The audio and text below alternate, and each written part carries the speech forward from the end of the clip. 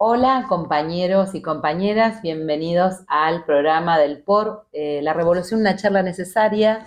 En este caso estamos con el compañero Ramón, el secretario general de nuestro partido, abordando un tema que, bueno, en estos días mucha gente nos preguntaba, que es los 90 años del ¿no? Un aniversario con festejo, por supuesto, porque hay orgullo, hay mucha reflexión también de conocer que hay un partido que está cumpliendo estos 90 años. Y vamos a hacer varios bloques porque, por supuesto, cómo abordar 90 años y todo lo de que de allí se desprenden en un solo programa. Vamos a hacer varios bloques y si les interesa alguno más, nos escriben también. Queríamos preguntarte en este primer bloque, Ramón, fuiste parte del acto que se realizó en San Pablo, el acto que se realizó en La Paz también, que es muy interesante las intervenciones.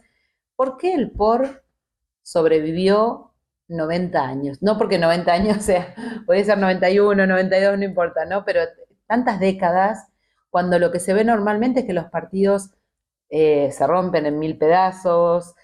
Bueno, está esto la historia del morenismo, ¿no?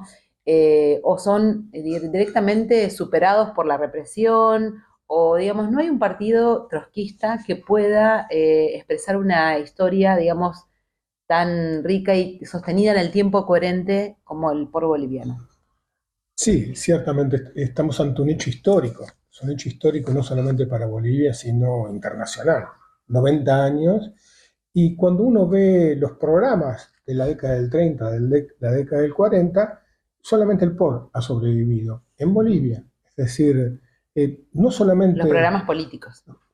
claro, como partidos. Por ejemplo, Porque alguien puede pensar, todos los, qué programa había? no, todos los partidos burgueses han desaparecido, los que existían en aquel Claro. momento.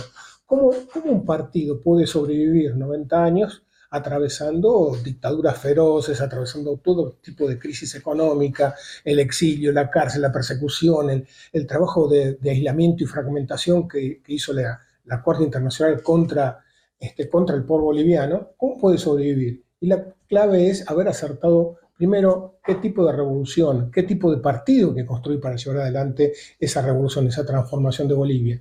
Esta idea de que hay que construir un partido bolchevique, un partido de cuadros, un partido organizado sobre la base de células, sobre la base de congresos regulares, sobre la base de cuadros militantes, de cuadros estructurados alrededor de ideas, de programas.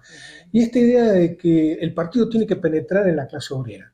El partido, un gran acierto del partido fue en la década del 40, decir, vamos a las minas. El corazón del proletariado en Bolivia son los mineros y el partido se dirigió hacia las minas y ahí penetró profundamente y logró una conquista extraordinaria que es la tesis de Pulacayo, una tesis que da respuesta, que traduce el programa de transición, que traduce el marxismo a la realidad de Bolivia. Te hago una Que, pregunta, porque todos dicen que construyen partidos bolcheviques, o sea, todos los que se reivindican del trotskismo dicen, nosotros tenemos un partido de estilo bolchevique.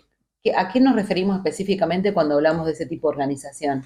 Nos referimos a un partido centralizado que actúa como el Estado Mayor de la clase obrera, como la conciencia organizada de la clase obrera, el partido que lucha por construir el programa, es decir, cómo la clase obrera para poder ser clase dirigente tiene que derrotar a la burguesía y para eso tiene que construir programa, tiene que derrotar en todos los terrenos. Entonces, ese partido construye programas dando respuesta al problema campesino, al problema de los pueblos originarios, al problema de la autodeterminación nacional, el problema de la educación, el problema militar, la coca, etcétera, etcétera.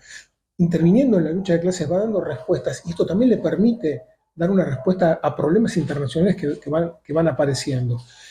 Es esta idea del partido programa, esto que es tan caro al bolchevismo, esta idea de tenemos que tener un programa para decir cómo vamos a transformar este país, cómo va a ser la revolución que vamos a hacer en este país. Entonces, este es la gran conquista y lo que cuando uno ve los documentos procesados en congresos, en conferencias del partido desde la década del 30, ver que hay una coherencia. Trabajaron, definieron claramente una estrategia después de caracterizar correctamente el país, diciendo Bolivia está maduro para la revolución, y fueron ajustando las tácticas, la intervención del partido a este objetivo estratégico. ¿Y cuál es la diferencia entre un partido que se congrega, se junta alrededor de un programa y un documento coyuntural? Porque ahí digo, el morenismo se junta y dice, también elaboramos un documento. Sin embargo, cuando hablamos de programa no estamos hablando de una caracterización del momento, si se quiere, de la etapa. No, claro. ¿Cuál es la diferencia?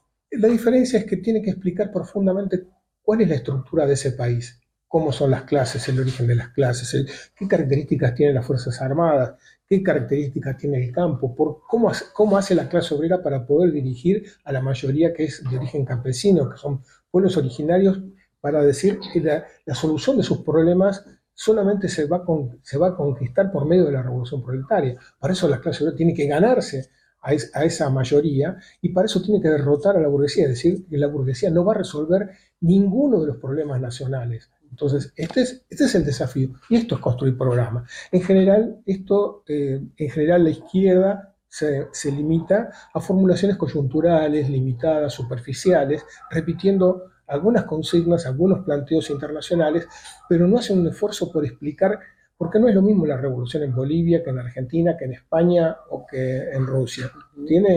Es completamente distinta porque son realidades completamente distintas. Uh-huh. Eso, y ahora una pregunta en relación al tipo de partido. Vos decías, bueno, una organización bolchevique centralizada. ¿Cómo es? ¿Qué es ser un militante del POR?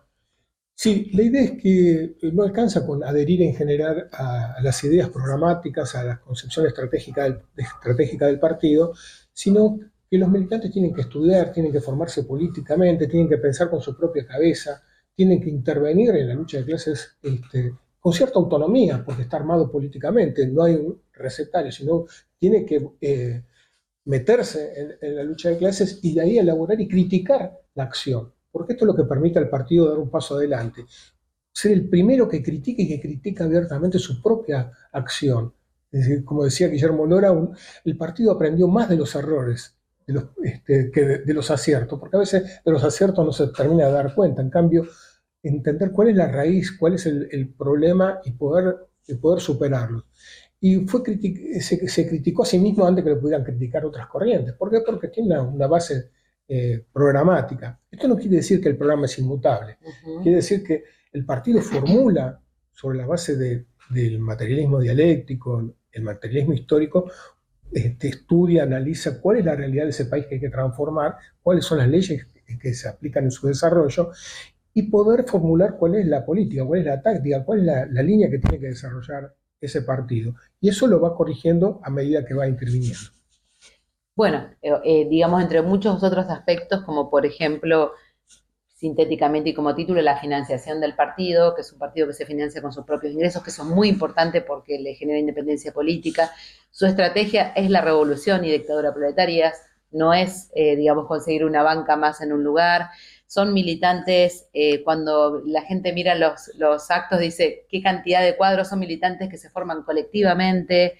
Digamos, es un objetivo del partido formar cuadros militantes y eso hace que este partido, el POR boliviano, haya sobrevivido estos 90 años y haya podido sortear incluso situaciones de represión tremenda como pasó en Bolivia, varias dictaduras, digamos, que hubo, ¿no? Sí, esta para idea cerrar de que, este bloque. claro, el partido está organizado en células, que el partido regularmente realiza congresos, no como actos,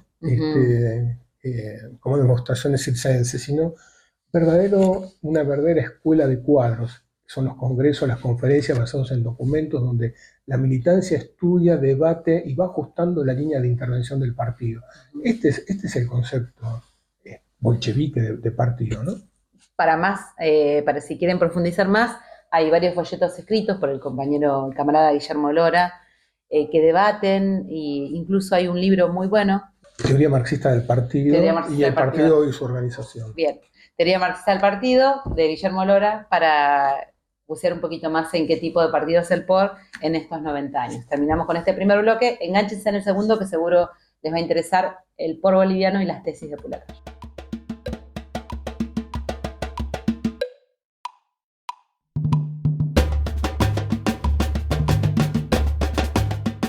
Bien, estamos en este segundo bloque. Para los que no se engancharon en el primero, el POR boliviano cumplió 90 años y para nosotros es como si nosotros hubiéramos cumplido los 90 años porque nos concebimos como parte de ese partido, esa organización, pero esto indica, digamos, revisar, pensar cómo un partido, digamos, sobrevive tantos años con una coherencia política. Y te quería preguntar en este bloque, Ramón, Dos cuestiones. La tesis de Pulacayo y el bloque minero, quizás lo más conocido, lo más famoso es, las personas, los militantes dicen, el por boliviano, tesis de Pulacayo, ¿no? Pero no hay tanta información en relación al bloque minero. Entonces, ¿cómo se relacionan estos dos hechos políticos tan importantes con la historia del por boliviano? Sí, esto es en la década del 40, un proceso de una riqueza extraordinaria. El partido se vuelca a las minas con la idea de que esas ideas, ese programa que tiene el partido, se tiene que materializar en la clase obrera. Entonces se dirige al proletariado minero, un sector muy concentrado de la economía y un sector muy minoritario, pero que va a ser la cabeza de todos los procesos revolucionarios en Bolivia. Y el acierto es que es esta idea de que el proletario es el que tiene que dirigir, lo tiene que dirigir físicamente. Entonces el partido tiene que poner a prueba sus ideas en ese terreno, los tiene que poner a prueba entre los mineros. Y es ese trabajo en las minas lo que permite esta vinculación con ese proletariado que adopta la tesis de Pulacayo. Estos son documentos que, como diría Guillermo Lora, me lo dictaron los mineros. Pero es en esta discusión, en este proceso de politización de esa clase obrera, que la clase obrera va asumiendo la tarea que tiene que convertirse en el centro dirigente del país. La tesis es que acá no hay ninguna posibilidad de que la burguesía materialice una revolución democrática burguesa que transforme el país para que madure, para después plantear la lucha por el socialismo, sino de que en Bolivia esta tarea la va a llevar adelante la clase obrera, que la clase obrera tiene que tomar el poder, que tiene que organizarse y tomar el poder para poder transformar el país, para poder llevar adelante todas las tareas nacionales que la burguesía no va a poder llevar adelante. En ese documento sindical, si uno lo quisiera comparar con algún documento sindical, por ejemplo, del Movimiento Obrero Argentino, las tareas, qué sé yo, nacionalización, algunas pueden ser similares. ¿La diferencia está en quién va a dirigir ese proceso? ¿Qué Sí, tipo de gobierno, podríamos decir? claro, bueno, es una buena comparación porque la clase obrera ha dado documentos como la falda o el Está Grande, los puntos de la CGT de los argentinos, el, el documento de la CGT de los 80, documentos programáticos, pero todos tienen la característica que subordinan la realización de ese programa a la autoridad política del peronismo, al nacionalismo burgués. Son documentos muy radicalizados de la clase obrera. Es decir, Antiimperialistas. claro, es por la expropiación del campo, la nacionalización del comercio exterior, la banca. Uno va a encontrar documentos muy radicalizados de fines de los años 50, principios de los 60. El documento de fundación de la CGT de los argentinos son documentos muy politizados. Sin embargo, tienen un carácter utópico. No pueden ser realizados porque de alguna manera esperan a que el peronismo pueda realizarlo, que el nacionalismo burgués pueda llevar adelante estas tareas. Esta es la limitación que tienen estos programas. Esta es la diferencia fundamental con la tesis de Pulacayo. Dice, es la clase obrera la que tiene que dirigir este proceso. No es la clase obrera solamente, es la clase obrera caudillando al conjunto de las masas oprimidas la que va a poder llevar adelante todas estas tareas de la revolución democrática burguesa. No la va a resolver la burguesía. Este es el gran mérito, plantear de que la clase obrera tiene que transformarse en clase dirigente, que tiene que derrotar a la burguesía y que tiene que organizar sus propios organismos de poder, tiene que construir los soviets, los sindicatos tienen que ser independientes completamente de la burguesía, tienen que construir sus propias organizaciones. Y esto es una politización que atraviesa toda la historia. Hoy los mineros que se rebelan contra la burocracia adoptan la tesis de Pulacayo.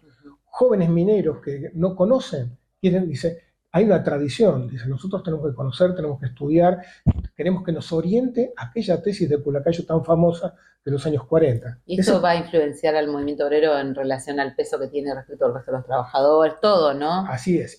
Por ejemplo, cuando se funda la Confederación Obrera Boliviana en el año 52, donde estuvo presente Miguel Alandía, el documento que aprueba la Confederación Obrera Boliviana es la tesis de Pulacayo.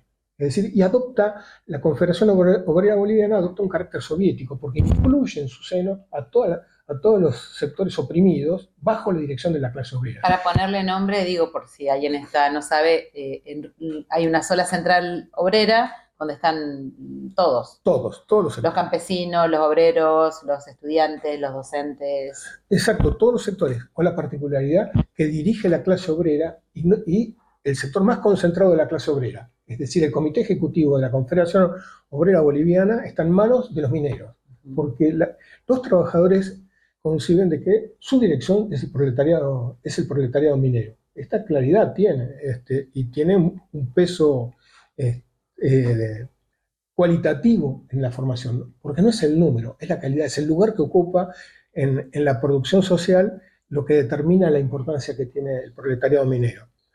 Entonces, pero volviendo, ¿cómo los mineros pueden producir este documento tan elevado que se convirtió en referencia no solamente de la clase obrera de Bolivia, sino de toda Latinoamérica y del mundo? Porque la tesis de Pulacayo trascendió la frontera. ¿Cómo un partido trotskista en un país tan atrasado puede penetrar tan profundamente y traducir el programa de transición, las principales tesis de la revolución proletaria en su movimiento obrero?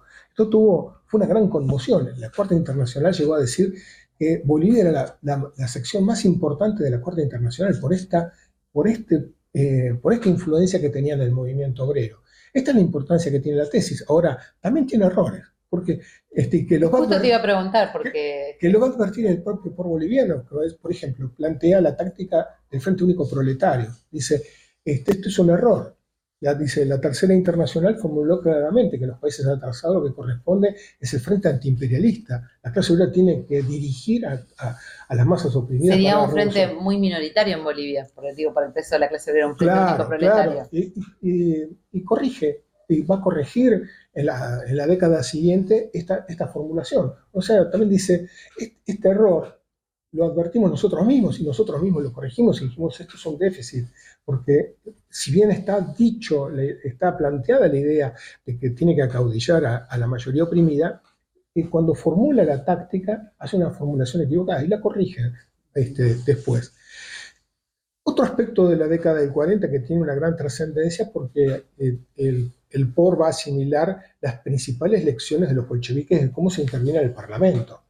Los bolcheviques intervienen en el Parlamento no para disfrutar de sus bancas y los privilegios del diputado, sino para desarrollar una lucha revolucionaria. Mira, te propongo, pensando en cómo viene el bloque, te propongo que abordemos un punto especial sobre el bloque minero porque creo que tiene yo seguro que van a estar de acuerdo, digamos, tiene importancia particular y que podamos dedicarle el tiempo que merece en relación a táctica, estrategia, cómo participar de las elecciones.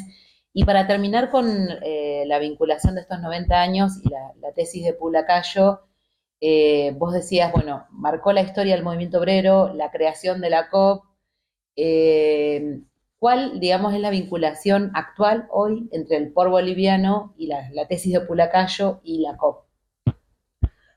Bueno, me parece que es un tema que sí, que merece un bloque completo, porque la COP se funda en 1952, producto de la Revolución de Abril, y esa COP va a adoptar la tesis de Pulacayo y va a tener este carácter soviético como hablábamos recién. Entonces, merece una explicación, porque también en este periodo se va a producir una ruptura del POR a manos del revisionismo internacional que quiere llevar al partido hacia el apoyo al movimiento nacionalista revolucionario. Así que me parece que eso también lo dejamos para otro bloque. Dejémoslo para otro bloque. ¿no? Bueno, entonces los invitamos a que puedan bajarse la tesis de Pulacayo si no la tienen, leerla, leer también qué materiales ha elaborado el pueblo boliviano alrededor de la tesis de Pulacayo, esta revisión, si se quiere, crítica, ¿no? En relación al Frente Único Proletario, Frente Único Antiimperialista, y que puedan comparar con el programa por qué planteamos y seguimos sosteniendo que el proletariado boliviano es el proletariado más avanzado.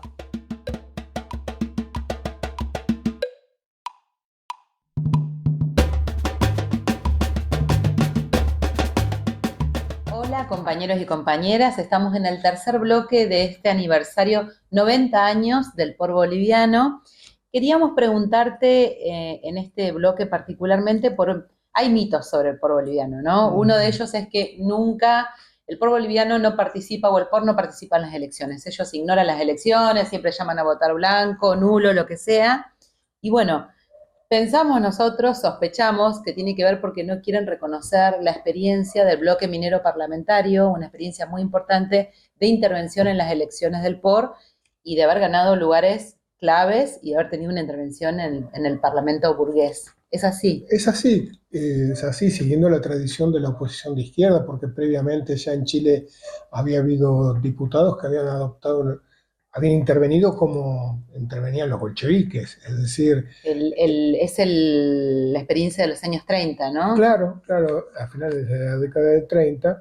Entonces, el bloque minero parlamentario va a elegir varios diputados y plantear intervenir como deben intervenir los revolucionarios, planteando la política de la clase obrera, ninguna conciliación, ningún embellecimiento del Congreso, sino plantear la política de la clase obrera en el Congreso. Esto es una elección muy importante, porque sobre todo Perdón, para el que fueron a elecciones y ganaron puestos en ese lugar. claro, claro.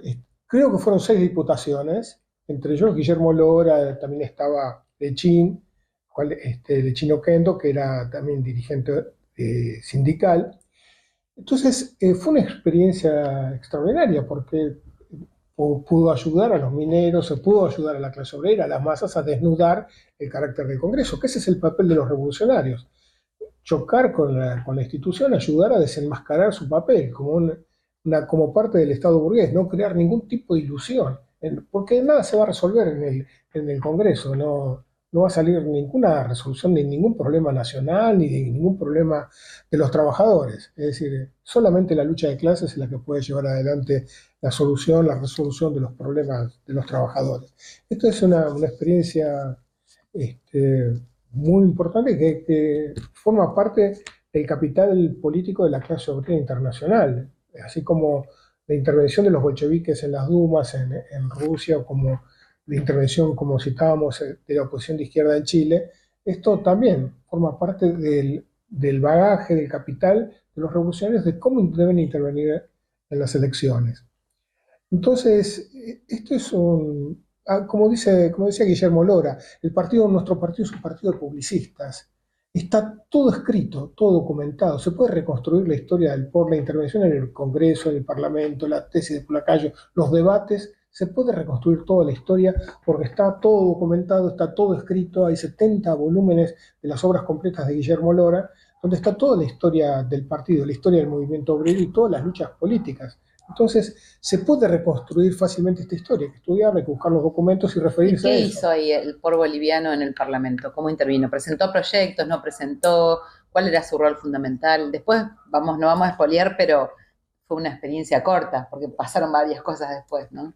Claro, fue una experiencia corta, pero esa corta experiencia sirvió para que la burguesía diga hay que saber cerrar el Congreso, Ujú. no podemos dejarle esta tribuna a los revolucionarios.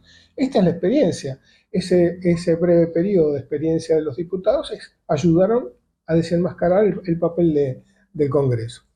La Revolución del 52 va a ser un hecho único también en Latinoamérica, la Revolución de abril del 52, porque los piquetes, los mineros desarman al ejército burgués y prácticamente la clase obrera toma el poder en el sentido de que físicamente desarma a las milicias profesionales del Estado. Pero el poder queda en manos del MNR. ¿Por qué el MNR? ¿Por qué desata tanta ilusión? Porque previamente, 2 años antes, había habido un golpe y desconociendo las elecciones que había ganado el MNR. Entonces esto generó una poderosa ilusión en las masas, en ese movimiento, y ese movimiento toma las banderas de la clase obrera, toma las principales reivindicaciones, por esto genera una gran confusión. Por eso Lora va a decir las masas tienen que superar el nacionalismo, porque para conquistar el poder, las masas, hay que conquistar a las masas, y para conquistar a las masas hay que ayudarlas a que completen su experiencia, que hagan su experiencia con el movimiento nacionalista revolucionario para que entren en choque. Él va a decir, por ejemplo, ante el problema, el partido va a tener un papel destacado en la insurrección campesina de 1953, y el partido va a decir que las expropiaciones de los latifundios tienen que ser sin pago. para ayudar a chocar contra un gobierno que quiere pagar, que quiere ser, las expropiaciones son pagadas. Cuando el gobierno del MNR dice, vamos a expropiar las minas, y vamos a indemnizar, vamos a pagar, el partido dice, expropiación sin indemnización. Es decir, la clase obrera tiene que tomar el control de las minas e imponer el control obrero colectivo. Entonces, esto para ayudar a las masas, para ganarse a las masas, para luchar por el poder. ¿Por qué es tan importante por qué el partido no podía tomar el poder? Porque las masas tenían ilusiones en el MNR. Esto no se resuelve con una consigna. Las masas tienen que completar, tienen que desarrollar ese proceso de desilusión y romper con ese movimiento nacionalista. Por eso la tarea del partido es educar a las masas, ayudar a las masas a chocar y a superar al movimiento nacionalista revolucionario.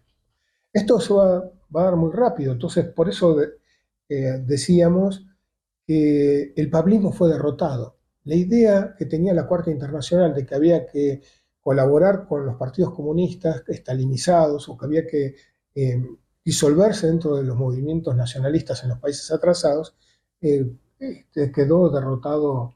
El pablismo fue derrotado, esta tesis fue derrotada en los años 50 en Bolivia. Esto es muy importante porque las políticas revisionistas de la Cuarta Internacional llevan, por ejemplo, a la disolución de los trotskistas franceses en el Partido Comunista Francés. Pierden a todos, prácticamente se disuelven, pierden todas las fuerzas los trotskistas. Lo mismo cometen un error con la invasión, con la intervención burocrática en Alemania Oriental. Es decir, la falta de respuesta por su política de embellecimiento del estalinismo los deja paralizados. Entonces, estas frustraciones, estos errores de la internacional provocan un aislamiento y provocan un desastre del pablismo en Bolivia. Por eso decimos, el pablismo donde es derrotado, el revisionismo pablista de la Cuarta Internacional es derrotado en Bolivia en los años 50. Perdón, te vuelvo, me quedé enganchada con el bloque minero parlamentario y con las preguntas que puede tener alguien que no conoce la historia del POR, porque dijimos, ganaron esos lugares, la experiencia fue corta, y yo te preguntaba, ¿qué hizo el POR boliviano ahí? Digamos, ¿cómo intervenía? ¿Cómo se vinculaba con las luchas? Esta idea de que si se presentan proyectos, no se presentan proyectos. ¿Cuál era, digamos, si tuvieras que sintetizar, cuál era la intervención de Guillermo Lora en ese parlamento? Decir que el corazón es, de la resolución de los problemas es la lucha de clases. El Parlamento no puede resolver, no puede sustituir la intervención de las masas con su lucha, y que la lucha de la clase obrera es por tomar el poder, y de que el Parlamento no puede resolver, no va a resolver las medidas que tiene que necesarias, ¿no? Entonces, esto choca un poco con esa intervención que tiene la izquierda de que los parlamentarios de izquierda son honestos y cumplidores, digamos, por decirlo de una manera. Claro, exactamente. La idea es chocar con la institución, chocar con los partidos burgueses, con la idea de que el Congreso puede ser una herramienta de transformación. Y para eso uno tiene que desarrollar la idea revolucionaria ahí adentro. No puede dialogar, no puede conciliar con los partidos pequeños burgueses o burgueses. Hay que decir, ustedes no pueden resolver nada acá. Entonces, no es contrario a presentar proyectos, el problema es cómo uno explica cómo se van a resolver esas reivindicaciones. Claro, y hay que tener extremo cuidado de no generar ningún tipo de ilusión. No solamente no generar ilusión, sino ayudar a desilusionarse a las masas, mostrar el papel que tienen las corrientes nacionalistas pequeñoburguesas y burguesas, y que tratan de atrapar en la democracia burguesa. El pueblo boliviano va a desarrollar después una tesis que tiene una gran importancia, que es la inviabilidad de la democracia burguesa.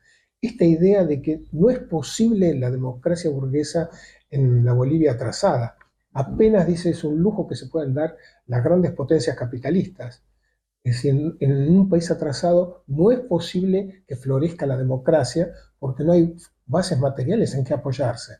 Entonces dice, esto es una pantomima. Esto bueno, no es democracia. Terminamos con el Congreso cerrado. ¿Y qué pasó con esos diputados mineros? Bueno, exiliados, perseguidos. Me parece importante, digamos, porque si hay un diputado que interviene explicando que ese espacio no es el espacio donde deberían resolver los trabajadores sus problemas, bueno, ocurre lo que ocurre, ¿no? La persecución es casi producto, ya estamos cerrando el bloque, pero no quería dejar de preguntarte eso. No, claro, porque Eh, el POR y Guillermo Lora van a desarrollar la idea de que, contraria a toda esta idea de partido de trabajadores o gobierno de trabajadores o esto de que utilizar los parlamentos para hacer propaganda política y no propaganda revolucionaria, propaganda de tipo socialdemócrata, plantear algunas reivindicaciones limitadas, creando la idea de que a través de las leyes o a través de los proyectos se pueden resolver. No, hay que decir que no se puede resolver ningún problema de la clase obrera, que el Congreso es cómplice de las políticas de todos los gobiernos, de entrega, de sometimiento del país. Este es el papel que tienen que cumplir los revolucionarios. No generar alguna idea de que apoyemos tal o cual proyecto solucionar tal o cual problema. Hay que decir, el Congreso, como en el caso de Argentina, es un Congreso que ha avalado el saqueo, el robo, la deuda. Este es el papel. De un país semicolonial. Y esto es lo que hay que decir en el Congreso. Y esto significa que hay que romper, no hay que tener ningún miedo a romper con los diputados nacionalistas o que se pretendan nacionales y populares. Hay que decir con toda claridad de que el Congreso no puede resolver ninguno de los problemas. Me parece importante y cerramos con esto el bloque para señalar, no es que estamos pidiendo que a los diputados los persigan y los expulsen del país, pero esa situación de quedar por fuera del país perseguidos tiene que ver con una intervención que intentaba demostrar que ese no es un órgano de los trabajadores, el Parlamento burgués, y además su intervención tuvo que ver, digamos, chocó con el status quo de la democracia burguesa, ¿no? Que quería de alguna manera capitalizarlo para mostrar que de alguna manera esos lugares funcionan. Eso me parece importante porque es diferente a la intervención en un sindicato donde uno puede levantar reivindicaciones mínimas, Claro, no sé si mínimas, pero por las que luchan los trabajadores, y ahí es como programa, programa, programa, no hay otra forma de intervenir, ¿no? Es distinta, a veces se copia un poco, me parece, la intervención en los sindicatos con la intervención en el Parlamento burgués y estamos en la boca del enemigo. exacto. Yo creo que este es el tema que hay que estudiar. Les Bien. recomendamos a todos los que puedan acceder que estudien la tesis de Pulacayo, que estudien la intervención del bloque minero parlamentario y ese periodo tan rico que va desde el 46, del derrocamiento de Villarroel hasta la revolución del 52, para comprender las transformaciones políticas que se dan en Bolivia y cómo se genera una tradición revolucionaria con todo esto, la intervención en los mineros, la intervención en la revolución, la intervención en el Parlamento. Es una escuela para los revolucionarios. De cómo se interviene en las elecciones burguesas. Bueno, muchas gracias por este bloque y ya vamos a estar compartiendo otras ideas más y bueno, reivindicando los 90 años del por boliviano y también, por supuesto, todas las consecuencias que esto tiene en la intervención política partidaria en el resto de los partidos de América Latina que están dentro del CERCI. Muchas gracias, compañeros. Gracias.